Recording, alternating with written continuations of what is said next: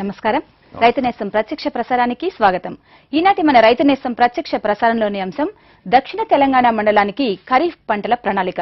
ఈ అంశాన్ని గురించి మహబూబ్ నగర్ జిల్లా పాలెం ప్రాంతీయ వ్యవసాయ పరిశోధనా స్థానం associate director of research doctor K Dharma Reddy garu రైతుల ప్రశ్నలకు సమాధానాలిస్తారు. ఇందుకు మీరు సంప్రదించాల్సిన ఫోన్ నంబర్లు 040-27031431, 27031432, అలాగే 27031433. నమస్కారం సార్ ధర్మారెడ్డి గారు. మనం ఖరీఫ్ సమయం ఆసనమవుతోంది సార్. పంటల సాగుకు రైతులంతా కూడా సిద్దమవుతున్నారు ఇప్పుడు. అయితే ఈ నేపథ్యంలో ప్రస్తుతం ఇప్పుడు ఏంటంటే దక్షిణ తెలంగాణ మండలంలో ముఖ్యంగా బాగా పంటల సాగు జరుగుతుంటుంది ప్రతి సంవత్సరం కూడా. మరి అసలు ఈ దక్షిణ తెలంగాణ మండలంలో ఏ జిల్లాలు వస్తాయి సార్? అలాగే ఇది ఎలా ఏర్పడింది, ఏ పరిస్థితులను అనుసరించి ఏర్పడింది, ఈ వివరాలు తెలియజేయండి సార్ మాకు. మన ఆంధ్రప్రదేశ్లో ముఖ్యంగా వాతావరణం మరియు వ్యవసాయ ఆధారంగా 9 మండలాలు విభజించడం జరిగింది. 9 మండలాల్లో దక్షిణ తెలంగాణ మండలం ఒకటి. దక్షిణ తెలంగాణ మండలంలో ముఖ్యంగా మహబూబ్ నగర్, రంగారెడ్డి మరియు నల్గొండ జిల్లాలు కలవు. సాధారణ వర్షపాతము ఈ దక్షిణ తెలంగాణ మండలంలో 630 మిల్లీగ్రామ్స్, కానీ గత 2 సంవత్సరాల నుండి 6 నుండి 10% తక్కువ రావడం జరుగుతుంది.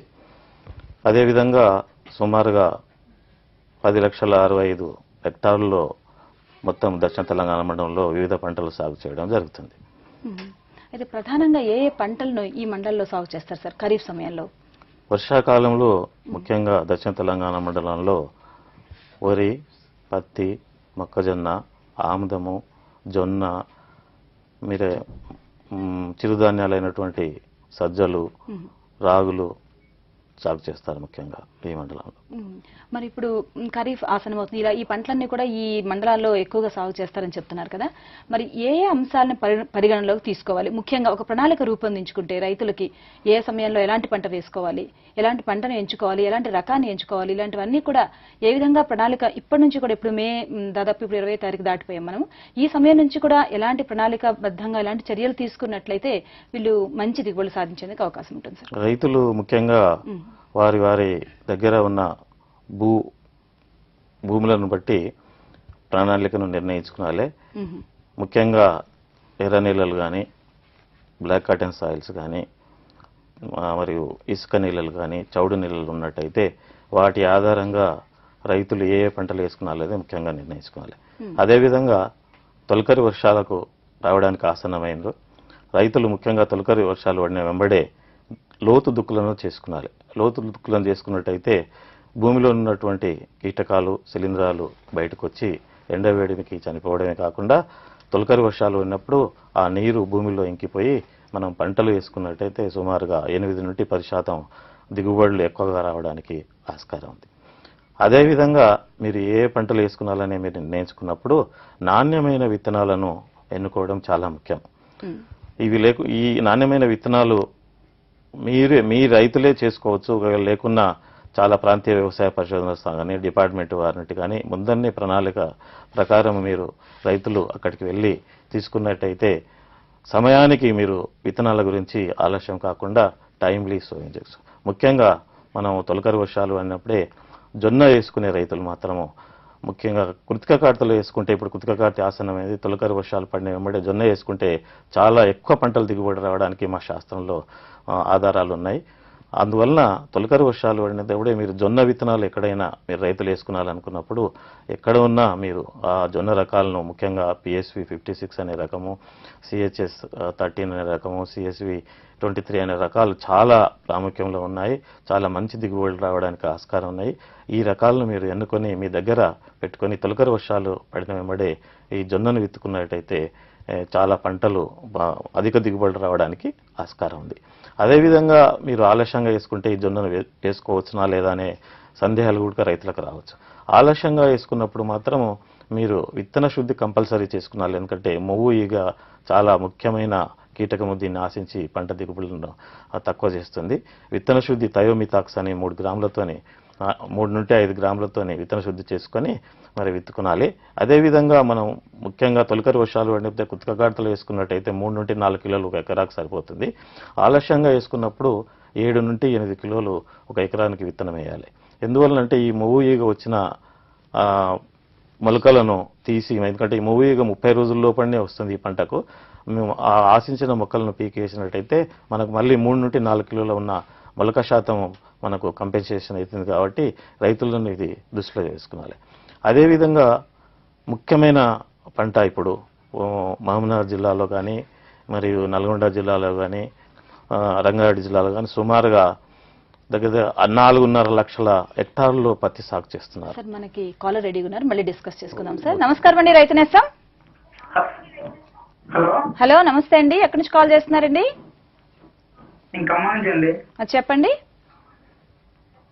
చెప్పండి, మీ ప్రశ్న అడగండి. ఖరీఫ్ గురించి, ఖరీఫ్ పంటల గురించి కొన్ని జాగ్రత్తలు చెప్పండి మాకు. ఖరీఫ్ మీరు ఏ పంటలు వేస్తున్నారు ప్రతిసారి ఖరీఫ్ లో? హలో, వరి వేస్తున్నారు. మీకు ఇప్పుడు ఏం కావాలి? వరి ఎలా, ఏ సమయంలో విత్తుకోవాలి, ఎలాంటి రకాలు విత్తుకోవాలి, ఎలాంటి సమస్యలు కావాలా? అవునండి. చెప్పండి చెప్పండి సార్. పంటల గురించి జాగ్రత్తలు చెప్పండి సార్ నాకు. ఇది వరి గురించా అండి? వరి ముఖ్యంగా మీరు అంటే ఈ ఖమ్మం జిల్లా ప్రాంతంలో కానీ, మరి మీరు తొలకరి వర్షాలు పడినది మీరు మే ఎండింగ్ లో కానీ జూన్ మొదటి వారంలో మీరు నారు పోసుకున్నట్టయితే ముఖ్యంగా 1061, 1067, అదే స్వర్ణ లేకుంటే బీపీటీ 5204 అనే రకాలు వేసుకునాలి. ఒకవేళ ఆలస్యంగా మీరు అంటే మధ్యస్థ రకాలను వేసుకుంటే చాలా మంచిది. మధ్యస్థ రకాలు కృష్ణ RNR 2458 అనే రకము, మరియు బీపీటీ 5204 అనే రకం కూడా వేసుకోవచ్చు. ఇంకా ఆలస్యం అయితే MTU 1010 లేకుంటే కావ్య.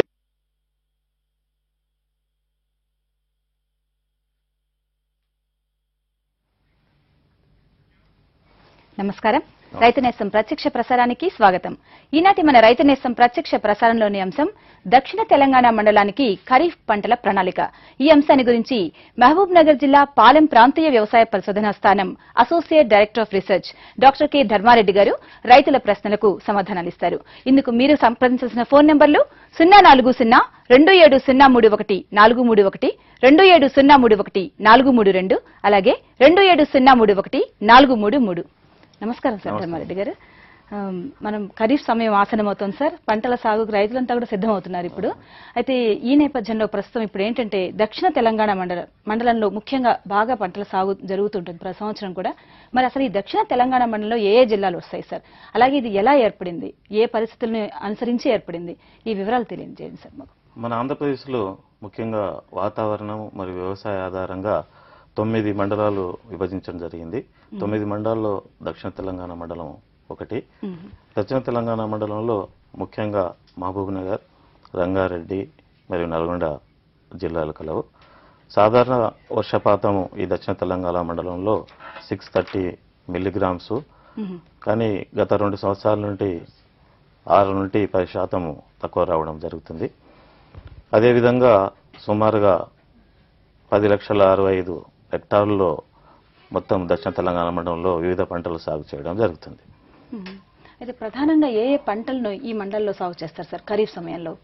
వర్షాకాలంలో ముఖ్యంగా దక్షిణ తెలంగాణ మండలంలో వరి, పత్తి, మొక్కజొన్న, ఆముదము, జొన్న, మీరే చిరుధాన్యాలైనటువంటి సజ్జలు, రాగులు సాగు చేస్తారు ముఖ్యంగా ఈ మండలంలో.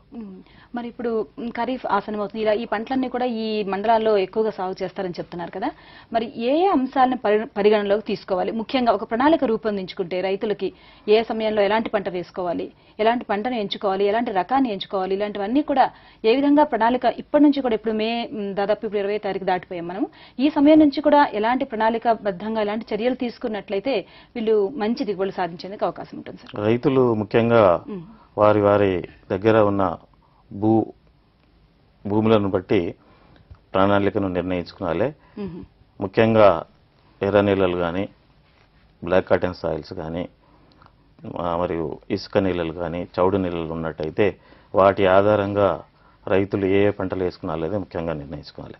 అదేవిధంగా తొలకరి వర్షాలకు రావడానికి ఆసన్నమైనరు రైతులు ముఖ్యంగా తొలకరి వర్షాలు పడిన వెంబడే లోతు దుక్కులను చేసుకున్నారు.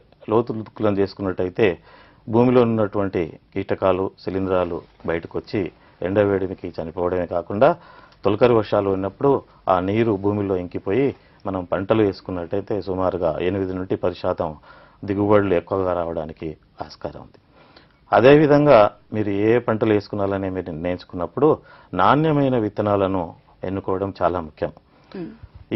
ఈ నాణ్యమైన విత్తనాలు మీ రైతులే చేసుకోవచ్చు.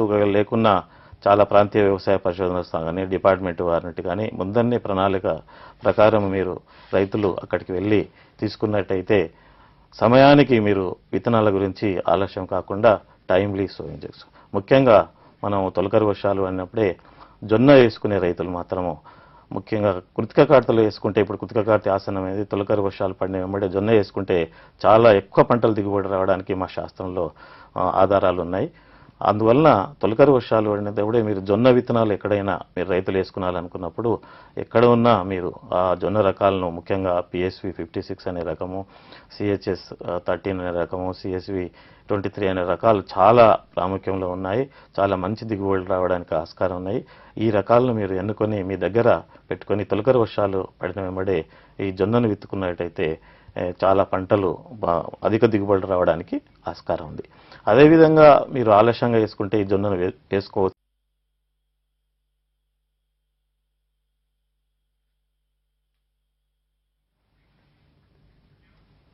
నమస్కారం.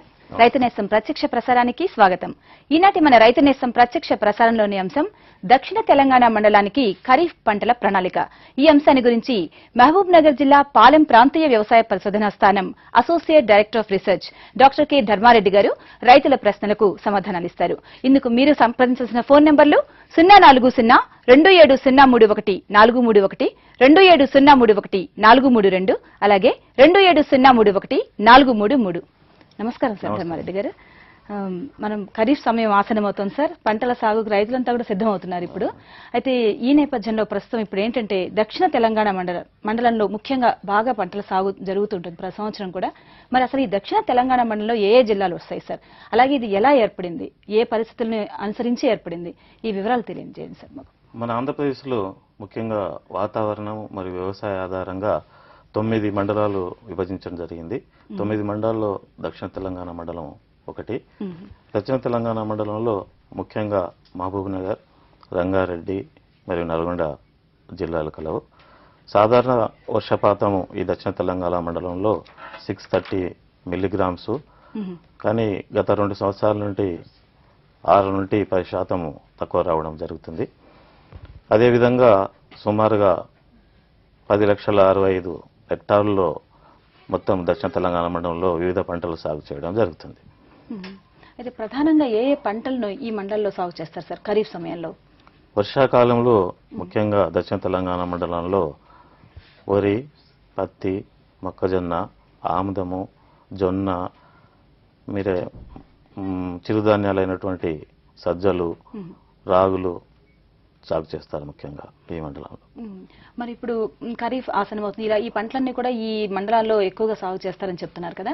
మరి ఏ ఏ అంశాలను పరిగణనలోకి తీసుకోవాలి? ముఖ్యంగా ఒక ప్రణాళిక రూపొందించుకుంటే రైతులకి ఏ సమయంలో ఎలాంటి పంట వేసుకోవాలి, ఎలాంటి పంటను ఎంచుకోవాలి, ఎలాంటి రకాన్ని ఎంచుకోవాలి, ఇలాంటివన్నీ కూడా ఏ విధంగా ప్రణాళిక ఇప్పటి నుంచి కూడా ఇప్పుడు దాదాపు ఇప్పుడు 20వ తారీఖు దాటిపోయాం మనం. ఈ సమయం నుంచి కూడా ఎలాంటి ప్రణాళికాబద్ధంగా ఎలాంటి చర్యలు తీసుకున్నట్లయితే వీళ్ళు మంచి దిగుబడులు సాధించేందుకు అవకాశం ఉంటుంది సార్? రైతులు ముఖ్యంగా వారి వారి దగ్గర ఉన్న భూములను బట్టి ప్రణాళికను నిర్ణయించుకోవాలి. ముఖ్యంగా ఎర్ర నేలలు కానీ బ్లాక్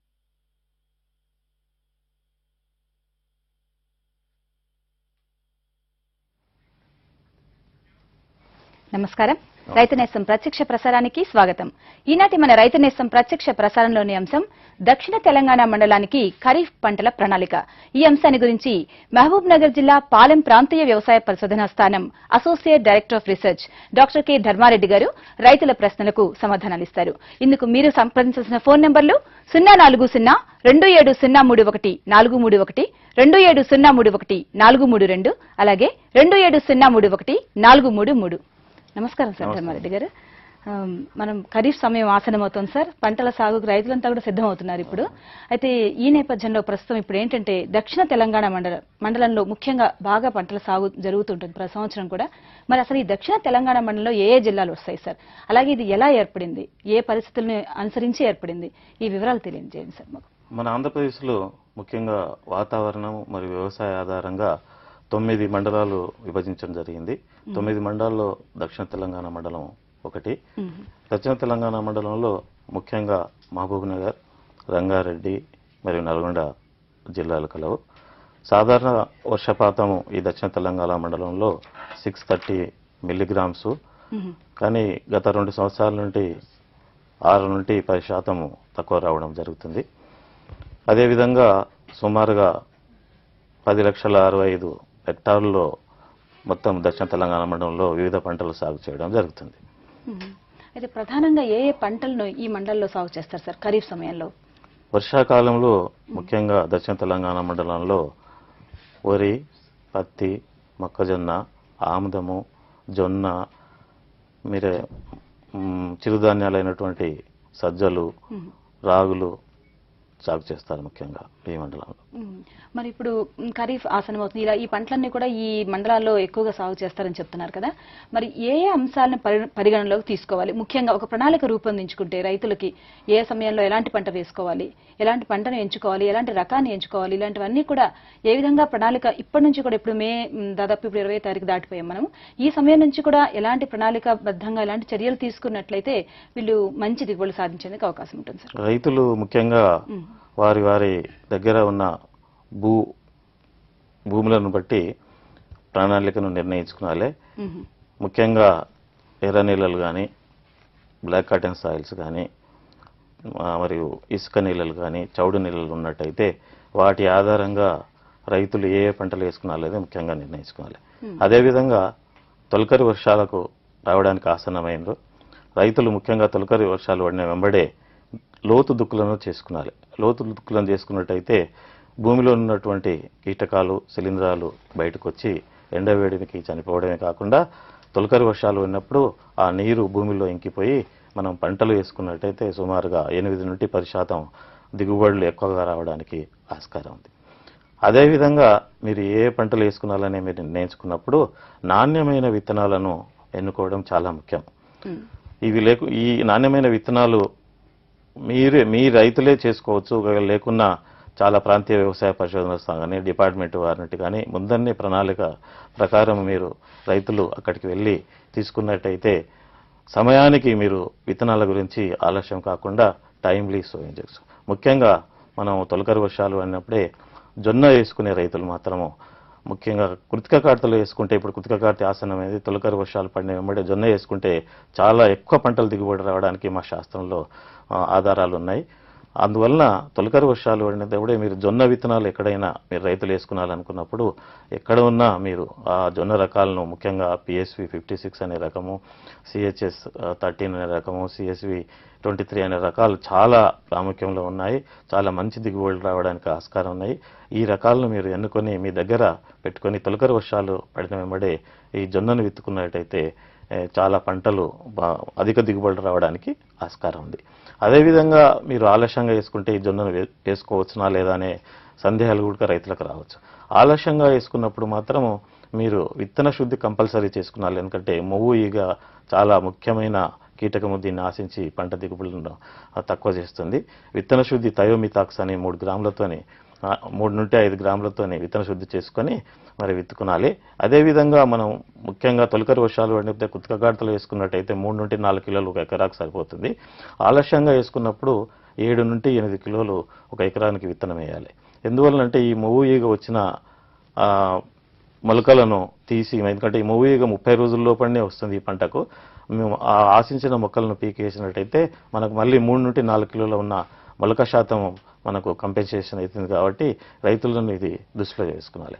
అదేవిధంగా ముఖ్యమైన పంట ఇప్పుడు మహబూబ్నగర్ జిల్లాలో కానీ, మరియు నల్గొండ జిల్లాలో కానీ, రంగారెడ్డి జిల్లాలో కానీ సుమారుగా దగ్గర 4.5 లక్షల హెక్టార్లలో పత్తి సాగు చేస్తున్నారు. సార్ మనకి కాలర్ రెడీగా ఉన్నారు, మళ్ళీ డిస్కస్ చేసుకుందాం. సార్ నమస్కారం అండి, రైతు నేస్తం. హలో హలో, నమస్తే అండి. ఎక్కడి నుంచి కాల్ చేస్తున్నారండి? నేను ఖమ్మం నుంచి అండి. చెప్పండి చెప్పండి, మీ ప్రశ్న అడగండి. ఈ ఖరీఫ్ గ్రంథుల గురించి, ఖరీఫ్ పంటల గురించి కొన్ని జాగ్రత్తలు చెప్పండి మాకు. ఖరీఫ్ మీరు ఏ పంటలు వేస్తున్నారు ప్రతిసారి ఖరీఫ్ లో? హలో, వరి అండి, వరి. వరి వేస్తున్నారు. మీకు ఇప్పుడు ఏం కావాలి? వరి ఎలా, ఏ సమయంలో విత్తుకోవాలి, ఎలాంటి రకాలు విత్తుకోవాలి, ఎలాంటి సమస్యలు కావాలా? అవునండి. ముఖ్యంగా నేను సాగుతో మాట్లాడుతుంది. చెప్పండి చెప్పండి చెప్పండి చెప్పండి సార్. చెప్పండి. పంటల గురించి కొన్ని జాగ్రత్తలు చెప్పండి సార్ నాకు. ఇది వరి గురించా అండి? వరి ముఖ్యంగా మీరు అంటే ఈ ఖమ్మం జిల్లా ప్రాంతంలో కానీ మరి మీరు తొలకరి వర్షాలు పడినది మీరు మే ఎండింగ్ లో కానీ జూన్ మొదటి వారంలో మీరు నారు పోసుకున్నట్టయితే ముఖ్యంగా 1061, 1067, అదే స్వర్ణ లేకుంటే బీపీటీ 5204 అనే రకాలు వేసుకున్నాలి. ఒకవేళ ఆలస్యంగా మీరు అంటే మధ్యస్థ రకాలను వేసుకుంటే చాలా మంచిది. మధ్యస్థ రకాలు కృష్ణ RNR 2458 అనే రకము మరియు బీపీటీ 5204 అనే రకం కూడా వేసుకోవచ్చు. ఇంకా ఆలస్యం అయితే MTU 1010 లేకుంటే కావ్య ఇలాంటి రకాలు వేసుకోవచ్చు అండి. అదేవిధంగా జగిత్యాల రకాలు చాలా మంచిగా ఉన్నాయి. 38, 58 అని 55 అనేది. అదేవిధంగా మీరు వర్షాధారంగా మీరు వడ్లను విత్తుకున్నట్టయితే JGL 10074 అనే రకం కూడా చాలా బాగా ఉంటుంది. అయితే దీని మీరు వర్షాలు పడిన మీకు నీటి లభ్యతను బట్టి ఇవి దీర్ఘకాలిక రకాలు, మధ్యస్థ రకాలు మరియు తక్కువ కాల పరిమితి రకాలు అనేటివి మీకు చెప్పబడినాయి. అయితే వీటిని మీరు వేసుకునే ముందు విత్తన శుద్ధి చేసుకున్నారా తప్పనిసరిగా. విత్తన శుద్ధి కార్బన్ డిజంతో కానీ 2 గ్రాములు 1 కిలో విత్తనానికి విత్తన శుద్ధి చేసుకొని మొలక కట్టుకొని మనం వేసుకున్నట్టయితే చాలా బాగుంటుంది. అదేవిధంగా మీరు నారు వేసుకున్న తర్వాత మనకు ముఖ్యంగా చాలా పురుగులు రావడం ఆశిస్తుంది. అందువలన నారు పీకే ముందర 6 నుండి 8 రోజుల పీకే ముందర కార్బోఫిరాన్ అనే గుళికలు 10 సెంట్లకు 1.5 కిలోలు వేసుకొని మనం నాటుకుంటే చాలా బాగుంటుంది. అదేవిధంగా మీ ప్రాంతంలో సుడిదోమ ఉన్నట్టయితే ఆలస్యంగా మీరు నాట్లు వేస్తున్నట్టయితే ఈ పురుగు రావడానికి ఆస్కారం ఉంది. మీరు నాట్లు వేసే సమయంలో అలివేస్ అని కాలిబాటలు అనేది మొత్తం తప్పనిసరిగా విడవాలండి. 2 మీటర్లకు 20 సెంటీమీటర్ల కాలిబాటలు వేసుకుంటే మనకు గాలి మరియు మందులు పిచికారి చేయడానికి కూడా చాలా బాగుంటుంది. అదేవిధంగా సుడిదోమ తక్కువ రావడానికి ఆస్కారం ఉంది. మరొక రెడీగా ఉన్నారు సార్. నమస్కారం అండి, రైతనేస్తం. నమస్తే అండి, ఎక్కడి నుంచి మాట్లాడుతున్నారండి? నల్గొండ. చెప్పండి.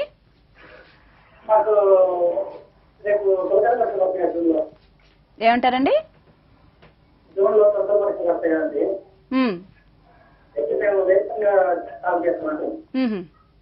అయితే ప్రతిసారి కేసీ మాకు ఇబ్బంది అవుతుంది. అందులో కేసీ పెట్టాలా మంచి విత్తనాలు ఏం చేస్తారు ప్రతిసారి నేను 3 ఎకరాలు పెడితే తప్పకుండా వస్తుంది. మంచి పంట వేరుశెనగ మన దక్షిణ తెలంగాణ మండలంలో వర్షాకాలంలో మరియు రబీలో కూడా చాలా ఎక్కువ మొత్తంలో పెద్ద మొత్తంలో సాగు చేయడం జరుగుతుందండి. మీరు చెప్పారు కదిరి 6 అనే రకము మేము వేస్తే పోయిన సంవత్సరం పంట దిగుబడులు తక్కువ రావడానికి తక్కువ వచ్చిందని చెప్పారు. అదే కదిరి 6 అండి, K6 అంటే. అయితే మీరు యాక్చువల్గా నాణ్యమైన విత్తనం ఎత్తుకుంటే చాలా మంచిది. ఒకవేళ మీ ప్రాంతంలో ఏమైనా దానికి రోగాలు వచ్చినట్టయితే ఇవన్నీ వచ్చినట్టయితే ఇప్పుడు ఈ మధ్య కాలంలో కదిరి 9 అనే రకం కూడా రూపొందించడం జరిగిందండి. ముఖ్యంగా 20 నుండి 30 రోజులు మీకు వర్షాలు రాకున్నా ఈ రకము తట్టుకునే శక్తి ఉంది. అదేవిధంగా గింజ నాణ్యత చాలా బాగుంది, ఆయిల్ పర్సెంటేజ్ కూడా చాలా బాగుంది. ముఖ్యంగా తెగుళ్ళు రాదండి ఈ రకానికి, కదిరి 9 అనే రకానికి. మీరు కదిరిలో కానీ విత్తనాలు కావాలంటే కదిరిలో కానీ పాలెంలో కావాలంటే నేను కొంత మీకు 1 క్వింటాల్ విత్తనాలు ఇస్తాను. మీరు దాన్ని మల్టిప్లికేషన్ చేసుకొని మళ్ళీ సాగు చేసుకోవడానికి ఆస్కారం ఉందండి. సార్, ఇప్పుడు వర్షపాతం కాలర్ రెడీగా ఉన్నారు సార్. కాల్ కట్టేపోయింది సార్. యాక్చువల్లీ ఇప్పుడు మనం ఇందాక మీరు అన్నట్టు ప్రత్తి చాలా ప్రాంతాల్లో కూడా దక్షిణ తెలంగాణ ప్రాంతాల్లో ఈ ప్రత్తిని సాగు చేస్తున్నారు. అన్ని రకాల నేలల్లో కూడా సాగు చేస్తున్నారు. అయితే మరి అన్ని రకాల నేలల్లో జనరల్ గా ప్రత్తి అనేది నల్లరేగడి నేలలో సాగు చేయమని చెప్తుంటాం మనం. అయితే ఈ అన్ని రకాల నేలల్లో కూడా సాగు చేసేటప్పుడు ఎలాంటి జాగ్రత్తలు తీసుకోవాలి సార్ ఈ ఖరీఫ్ సమయంలో? ఈ మధ్య కాలంలో మనం ఇప్పుడు మాట్లాడుకున్నట్టు madam heavy black cotton soils లో పత్తి మేము శాస్త్రవేత్తలను వేసుకోమని మేము రైతులకు సూచనలు ఇస్తున్నాం. కానీ ఈ బీటీ వచ్చిన తర్వాత రైతులు తేలిక నీళ్ళల్లో, ఎర్ర నీళ్ళల్లో అన్ని ఈవెన్ సౌడున్న పొలాల్లో ఎక్కడున్నా అంటే సుమారుగా 4.5 లక్షల హెక్టార్లో దక్షిణ తెలంగాణ మండలంలో సాగు చేస్తున్నాం. ఒకప్పుడు ఓన్లీ 1,00,000 హెక్టార్లోనే ఉండే పంట 4.5 లక్షలకు 2 సంవత్సరాలనే విస్తీర్ణం విపరీతంగా తగ్గిపోయి మిగతా పంటల విస్తీర్ణాలన్నీ తగ్గిపోవడం జరిగింది. అయితే ముఖ్యంగా రైతులు శాస్త్రంలో మేము చెప్పినట్టు సాధ్యమైనంత వరకు మంచి నేలల్లో సుమారుగా 70 మిల్లీమీటర్లు వర్షపాతం వచ్చిన తర్వాతనే మీరు విత్తుకుంటే చాలా ముఖ్యమైన విషయం ఇది. తర్వాత విత్తనాలలో మీరు ఈ బీటీ విత్తనాలు ఇస్తున్నారు కాబట్టి కంపల్సరిగా రెఫ్యూజీ క్రాప్ మాత్రం వేయాలి. చాలా ప్రాంతాల్లో రైతులు రెఫ్యూజీ క్రాప్ వేయడం లేదు. అదేవిధంగా కంపెనీ వాళ్ళు రెఫ్యూజీ సీడ్ ఇచ్చినా మళ్ళీ మాట్లాడుకుందాం సార్. కాలర్ రెడీగా ఉన్నారు. నమస్కారం అండి, రైతు నేస్తం. నమస్కారం మేడం. నమస్తే అండి, ఎక్కడి నుంచి కాల్ చేస్తున్నారండి? ఆదిలాబాద్ మేడం. చెప్పండి. ఈ ఖరీఫ్ లో ఈ చిగురు చిక్కులనే కొత్త పంట వస్తుంది కదా, అది వేసుకోవచ్చా? మా ప్రాంతానికి అనుకూలమేనా కాదా తెలుసుకుందామని. చెప్తారండి జిగురు గోరుచిక్కుడు గురించి. జిగురు గోరుచిక్కుడు ఇప్పుడే అనంతపూర్ ఏరియాలు అంటే వర్షాపాతం తక్కువగా ఉన్న ప్రాంతాల్లో ముఖ్యంగా ఎర్ర నేలల్లో, ఇసుక నేలల్లో సాగు చేయడం జరుగుతుందండి. పరిశోధనలు చేస్తున్నాము. మీ ఆదిలాబాద్ లో ఎక్కువ వర్షాపాతం ఉంది. అదేవిధంగా హెవీ బ్లాక్ కాటన్ సాయిల్స్ ఎక్కువ వర్షాపాతం ఉంటే బూడిద తెగులు ఎక్కువగా రావడానికి ఆస్కారం ఉంది. దానిలో పరిశోధనలు చేస్తున్నాము. పరిశోధనలు చేసిన తర్వాత తప్పనిసరిగా మీకు ఆదిలాబాద్ డిస్టిక్ లో వేసుకోవచ్చా అనే లేదా అనేది మేము తెలియజేస్తామండి. అది మనం ఇందాక రెఫ్యూజీ క్రాప్ గురించి కాలర్ రెడీగా ఉన్నారు సార్, మళ్ళీ మాట్లాడుకుందాం. నమస్కారం అండి, రైతు నేస్తం. హలో నమస్తే అండి, ఎక్కడి నుంచి మాట్లాడుతున్నారండి? కర్నూలు జిల్లా. చెప్పండి. ఇప్పుడు యాగం వేసుకుంటే బాగుండేది. వర్షాకాలం పంట నాది ఎరువులం మేడం. అవునండి, ఏ రకం వేసుకుంటే బాగుంటుంది? కర్నూలు జిల్లా నుంచి అడుగుతున్నారు.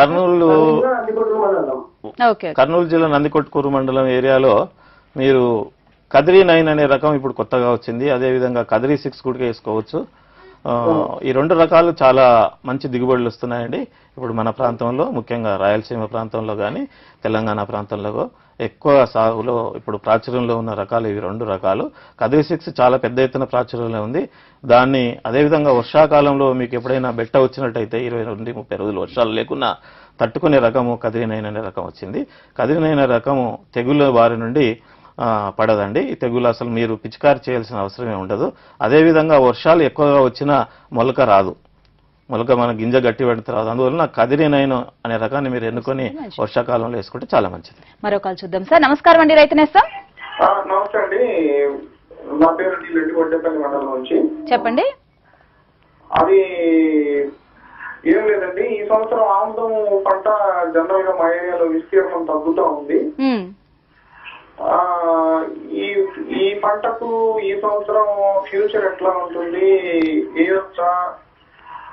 ఇప్పుడైతే మరి కమర్షియల్ ప్రైస్ తక్కువగా ఉంది కదా, అది ఈ పంట గురించి ఈ సంవత్సరం ఎట్లా ఉండబోతుంది అని తెలుసుకునే దానికోసం కాల్ చేస్తామండి. ఈ ఆముదం పంట ముఖ్యంగా పాలెం ప్రాంతీయ పరిశోధనల స్థానంలో పరిశోధనలు చేస్తున్నామండి. మేము గత 2 సంవత్సరాల నుండి 2 సంకర జాతి రకాలను విడుదల చేయడం జరిగింది. PCS 111, PCS 222 అనే రకము. అదేవిధంగా కొన్ని రకాలను కూడా క్రాంతి, మరి ఆశ, కిరణ్ అనే రకాలు. GCH4 అనే రకం ఎక్కువ సాగు చేస్తున్నాం కదండి మెట్ట ప్రాంతాల్లో మనం. అవునండి. దానికన్నా ఏమైనా అధిక దిగుబడిని ఇచ్చే రకాలు ఏమైనా ఉన్నాయా? అదే PCS 111, PCS 222 అనే సంకర జాతి రకాలు ఉన్నాయండి. అదేవిధంగా PCS 262 అనే రకం కూడా ఉన్నాయి. మీరు ఈ రకాలు కావాలంటే మీరు ప్రాంతీయ పరిశోధన స్థానం పాలయానికి వచ్చినట్టయితే మా దగ్గర విత్తనాలు రెడీగా ఉన్నాయి. అంతే ముఖ్యంగా ఏంటంటే ఇవి ఎక్కువగా వర్షాలు పడినప్పుడు బూజు తెగులు రావడానికి ఆస్కారం ఉంది. అందుకోసం ఖరీఫ్లో ఈ పత్తి పంట వచ్చిన తర్వాత దీని విస్తీర్ణం తగ్గిపోవడం జరుగుతుంది. దీన్ని దృష్టిలో పెట్టుకుని మేము మొత్తం మనం రబీలో దాన్ని సాగు చేస్తే చాలా లాభసాటిగా ఉందనే ఉద్దేశంతో అదేవిధంగా తుంపర సేద్యం ద్వారా లేకుంటే నీటి బిందు సేద్యం ద్వారా సాగు చేస్తే ఇంకా లాభంగా ఉంటుందని ఈ మధ్య కాలంలో కలెక్టర్ గారు కూడా దగ్గర కలిశాము. కలెక్టర్ గారు మొత్తం దీనికి సబ్సిడీలో డ్రిప్ ఇరిగేషన్ ఇవ్వడానికి ఒప్పుకున్నాడు. అందువలన రబీ కాలంలో మీరు ఈ సంకరజాత రకాలు వేసుకుంటే ఇంకా ఎక్కువ దిగుబడులు సుమారుగా కొంతమంది రైతుల దగ్గర 20 క్వింటాలు పర్ ఎకరాకు రావడం జరిగిందండి. మార్కెట్ వాల్యూ తక్కువ ఉన్న అంటే సుమారుగా 3 నుండి 3.5 వేలు ఉంది. తక్కువ ఉన్న మనకి 20 క్వింటాలు వస్తున్నట్టయితే మనకు చాలా లాభసాటిగా ఉంది. ముఖ్యంగా ఈ పంట ఏంటంటే వేరుశెనగకైతే అడవి పందుల బెడద ఉంటుంది. ఈ పంటలో అడవి పందుల బెడద లేదండి. ఎక్కడైనా రైతులు అడవి పందుల బెడద ఉన్న ప్రాంతంలో ఆముదం వేసుకుని సాగు చేసుకుంటే చాలా బాగుంటుంది. మరో కాల్ చూద్దాం సార్. నమస్కారం అండి, రైతు నేస్తం. నమస్తే అండి, ధర్మారెడ్డి గారు. నమస్కారం అండి. నమస్తే అండి. నా పేరు నారాయణరావు, ముదిరెడ్డిపల్లి, మన మహబూబ్నగర్ డిస్ట్రిక్ట్. మీరు మెషిన్ ట్రాన్స్ప్లాంటెడ్ రైస్ కార్యక్రమం ఒకటి చేపడుతున్నారు మీరు, నాకు తెలిసింది. దాని గురించి కొంచెం చెప్తారా డీటెయిల్డ్ గా? మినిమం యాకరేజ్ ఎంత ఉండాలి, దానికి మేము ఎంత కట్టాల్సి ఉంటుంది, ఏ టైంలో కట్టాలి, ఆ వివరాలన్నీ మాకు ఎంత ఖర్చు వస్తుంది, మీరేమేమి సేవలు అందిస్తారు వాటి గురించి చెప్తారు కొంచెం. ఈ మధ్య కాలంలో అంటే గత సంవత్సరంలో గవర్నమెంట్ వారి సహకారంతో మెకనైజ్డ్ స్టీవర్ అనేది మొట్టమొదటిసారిగా ఆంధ్రప్రదేశ్లోనే పాలెం ప్రాంతీయ పరిశోధనలో ప్రిన్సిపల్ సెక్రటరీ అగ్రికల్చర్ గారు లాంచ్ చేయడం జరిగిందండి. వర్షాకాలంలో 150 ఎకరాలు మేము సాగు చేశాము. అదే రబీలో 250 ఎకరాలు సాగు చేయడం జరిగింది. అయితే మేము 3,500 రూపాయలకు మీరు విత్తనాలు ఇచ్చినట్టయితే మీకు ఏ రకం కావాలన్నా మేము నారు పోసి మీ దగ్గర మీ పొలంలోనే మీరు కరగట చేసుకున్న తర్వాత మా మిషన్స్ తీసుకొచ్చి నాటు వేస్తాం సార్.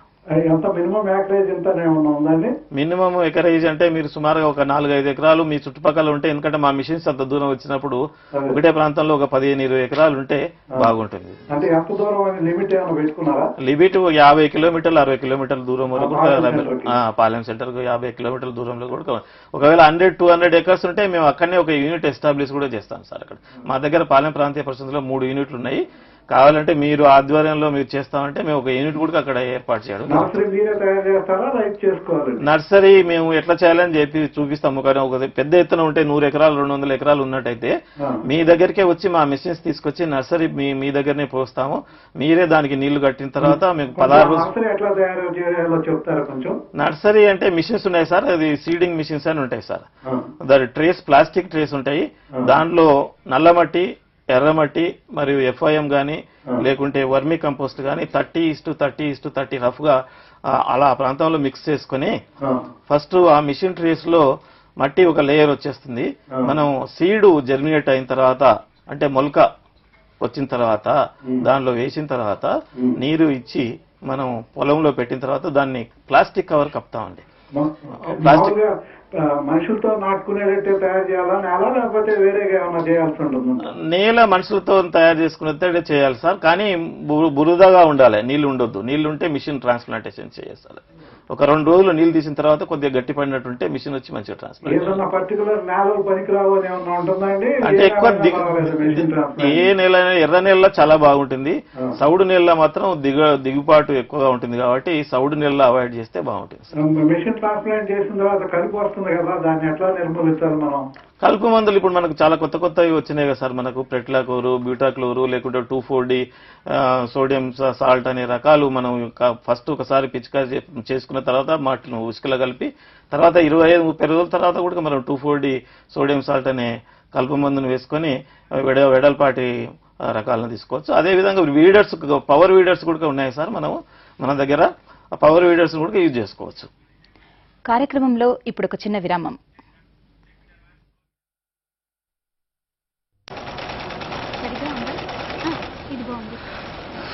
అరే మంజు, పాప అలసిపోయి ఉంటుంది, కాసేపు విశ్రాంతి తీసుకో. 6వ నెల వచ్చింది కదా. నేను విశ్రాంతి తీసుకుంటే పనేలా పూర్తవుతుంది?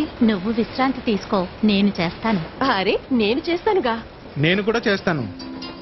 గర్భంతో ఉన్న కాలంలో గర్భవతిగా ఉన్న తల్లి పగటిపూట కనీసం 2 గంటలు తప్పకుండా విశ్రాంతి తీసుకోవాలి. పోతే రాత్రిపూట కనీసం 8 గంటలు నిద్రపోవాలి. దానితో పాటు ఇంట్లో వాతావరణం ఆహ్లాదకరంగా ఉండేలా చూసుకోవాలి.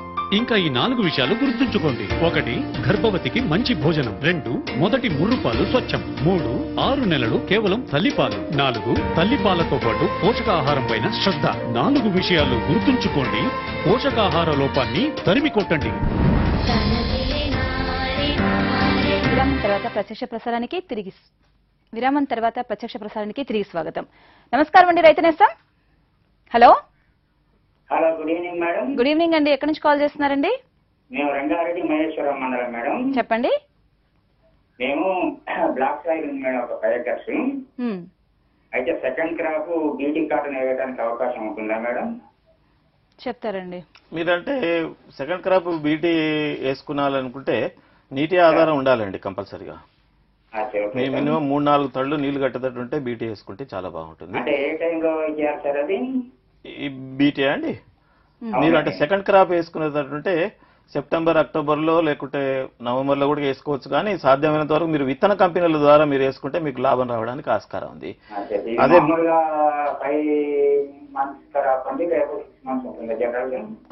జనరల్ గా వస్తుంది. మీరు విత్తన కంపెనీలను ఎవరైనా చాలా మంది కంపెనీలు మీరు రబీలో వాళ్ళు వేసి సీడ్ ప్రొడక్షన్ చేస్తున్నారు. అలాంటి కంపెనీలను సంప్రదించినట్టయితే మీ పొలంలో విత్తన కంపెనీలు విత్తనం ద్వారా వేసుకుంటే మీకు అధిక లాభం రావడానికి ఆస్కారం ఉంది. అదేవిధంగా మీరు అంతవరకు ఆ పొలాన్ని మీరు ఫాలో ఉంచుకోకుండా అంటే ఏ పంట వేసుకోకుండా మీకు తక్కువ దీర్ఘకాల పరిమితులు లేకుంటే మీ పొలాన్ని సత్వ చేయాలంటే గ్రీన్ మ్యాన్యూర్ క్రాప్ ఏదైనా వేసుకొని దానిలో కలే దున్నుకొని రెడీగా పెట్టుకుంటే మరి పంట ఇంకా ఎక్కువ రావడానికి ఆస్కారం ఉందండి. మరి ఒకళ్ళు రెడీగా ఉన్నారు సార్. నమస్కారం అండి, రైతు నేస్తం. సార్ నా పేరు కరుణాకర్ రెడ్డి అండి, వరంగల్ డిస్ట్రిక్ట్ నుంచి మాట్లాడుతున్నాం మేడం. చెప్పండి. ఇది మాకు జిగురు గోడ్స్ ఇక్కడ మాకు అనుకూలంగా ఉంటుందా మేడం? ఇక్కడ మాకు మార్కెటింగ్ సౌకర్యం ఉంటుందా అనేది మాకు తెలియాలి. వరంగల్ జిల్లాలో కూడా వర్షపాతం ఎక్కువ ఉందండి. ఇప్పుడు యాక్చువల్ గా అనంతపురం జిల్లాలోనే పరిశోధనలు చేస్తున్నాము. అయితే ఈ మధ్య కాలంలో మీ అసోసియేట్ డైరెక్టర్ ఆఫ్ రీసెర్చ్ గారు కానీ లేకుంటే north Telangana zone associate Jagtial వారు కానీ మేము కూడా ఇప్పుడు పరిశోధనలు చేస్తున్నాము. పరిశోధన చేసిన తర్వాత ఈ ప్రాంతానికి సూటబుల్, ఎందుకంటే తక్కువ వర్షపాతం ఉన్న ప్రాంతంలో సాగు చేస్తే బాగా దిగుబడులు వస్తున్నట్టు అదే తెలియజేస్తున్నారు. అందుకోసం రాజస్థాన్ ఏరియాలో చాలా ప్రాచుర్యంలో ఉంది. దాన్ని అనంతపూర్ డిస్టిక్ లో ప్రాచుర్యం చేస్తున్నారు. మార్కెట్ వాల్యూ మాత్రం బాగానే ఉందండి. 10,000 మినిమం 10,000 రూపాయలు వస్తుందండి ఒక కిలోకు. నమస్కారం అండి, రైతు నేస్తం. హలో హలో హలో నమస్తే అండి, ఎక్కడి నుంచి కాల్ చేస్తున్నారు? నమస్కారం సార్, మేము ఇబ్రాహింపై రంగారెడ్డి జిల్లా యాచారం మండలం అండి. చెప్పండి. రంగారెడ్డి జిల్లా అండి. మంచిదండి, మీ ప్రశ్న అడగండి. చెప్పండి, మీ ప్రశ్న అడగండి. ఈ ఖరీఫ్ లో సాగు చేసుకోవడానికి ఇంప్రూవ్డ్ పచ్చజొన్నలు ఏదైనా ఉన్నాయా అండి? పచ్చజొన్నలు అంటే ఇప్పుడే మేము ఈ మధ్య కాలంలో డెవలప్ చేశామండి. ఇంకొక సంవత్సరం అయితే మీకు ఇంప్రూవ్డ్ పచ్చజొన్నలు ఇవ్వడానికి ఉంది. పాలెం ఎల్లో జవార్ అనే రకాలు 2, 3 అనే రకాలు మేము తయారు చేయడం జరిగింది. ఇప్పుడు మినికిట్స్ లో ఇస్తున్నాము. మీకు కావాలంటే ఒక 2 కిలోలు మినికిట్ లో ఇవ్వడానికి ఆస్కారం ఉందండి. పాలెం ఎక్కడ సేకరించుకోవాలి సార్ అవి? మీరు పాలెంకి వస్తే పాలెంలో మేము తీసుకుంటాం, లేకుంటే డాట్ సెంటర్ మీకు రంగారెడ్డి డిస్టిక్ లో గుడిమల్కాపర్లో ఉంది. వాళ్ళకి మీరు ఇండియన్ ఇచ్చినట్టయితే వాళ్ళకి మేము కొన్ని జొన్నలు పంపిస్తాం, వాళ్ళ దగ్గర మీరు తీసుకోవడానికి. పాలెంలో తీసుకోవాలంటే ఎక్కడ సార్? ఈ జొన్న పరిశోధన కేంద్రం అంటే ఉన్నదా? అది మొత్తం ప్రాంతీయ పరిశోధన, మొత్తం ఈ 3 జిల్లాలకు కలిపి మెయిన్ రీసెర్చ్ స్టేషన్ అక్కడనే ఉందండి. జొన్నల పరిశోధన స్థానం కూడా అక్కడనే ఉంది. రేపు ఎల్లుండి మీరు రావచ్చా సార్? మీరు అంత దూరం మీరు 2 కిలోలకు రాలేదంటే మీరు గుడిమల్కాపూర్ హైదరాబాద్ వచ్చినప్పుడు గుడిమల్కాపూర్ లో మా అగ్రికల్చర్ డాట్ సెంటర్ అని ఉంది. వాళ్ళని సంప్రదించినట్టయితే వాళ్ళ దగ్గరికి మేము శాంపుల్స్ పంపిస్తాము. మీకు 2 కిలోలు మీకు మినికిట్స్ ఇవ్వడానికి ఆస్కారం ఉందండి. మరో కాల్ చూద్దాం సార్. నమస్కారం అండి, రైతు నేస్తం. నమస్కారం మేడం. నమస్తే అండి, ఎక్కడి నుంచి మాట్లాడుతున్నారండి? హైదరాబాద్ నుంచి మేడం. చెప్పండి. అదే అంటే హైదరాబాద్ అంటే మాది మహబూబ్నగర్ డిస్ట్రిక్ట్ మేడం. చెప్పండి, పర్లేదు చెప్పండి. మాట్లాడాలి. మాట్లాడండి. నమస్కారం సార్. నమస్తే అండి సార్. ఇక్కడ మహబూబ్నగర్ సింగోటంలో మాది సింగోటంలో ల్యాండ్. అవునండి. ఇప్పుడు జొన్నలేస్తే బాగుంటుందా లేకపోతే వరి నాటేస్తే బాగుంటుంది? అంటే మీకు సింగోటంలో ఇప్పుడు నీళ్లు బాగున్నాయి కదండి. నీళ్లు ఉన్నాయి కానీ పైప్ లైన్ అవి లేవు సార్, వేసుకోవాలి. నీళ్లు ఎందుకంటే మీకు ఈ మధ్య రిజర్వాయర్ వచ్చింది కదా, భీమా లిఫ్ట్ వచ్చింది కాబట్టి మీ నీటి ఆధారం ఉంటే మాత్రం ఒడ్లు వేసుకుంటే చాలా లాభసాటిగా ఉంటుందండి. ఒకవేళ మీరు నీటి ఆధారం ఏది లేదనుకుంటే మీరు ఒక 2 తళ్ళు ఇచ్చుకున్నట్టే జొన్నలు వేసుకున్నా కూడా చాలా లాభమే. డ్యూయల్ పర్పస్ వెరైటీ PSV 56 అనే రకం వచ్చింది. 20 క్వింటాలు జొన్నలు రావడం జరుగుతుంది. అదేవిధంగా 29 నుండి 30 క్వింటాలు చొప్పగూడుగా దిగుబడి వస్తున్నాయండి. మీరు పాలెం ప్రాంతీయ పరిశోధన స్థానానికి వస్తే ఈ జొన్న రకాలు మీకు అందుబాటులో ఉన్నాయండి.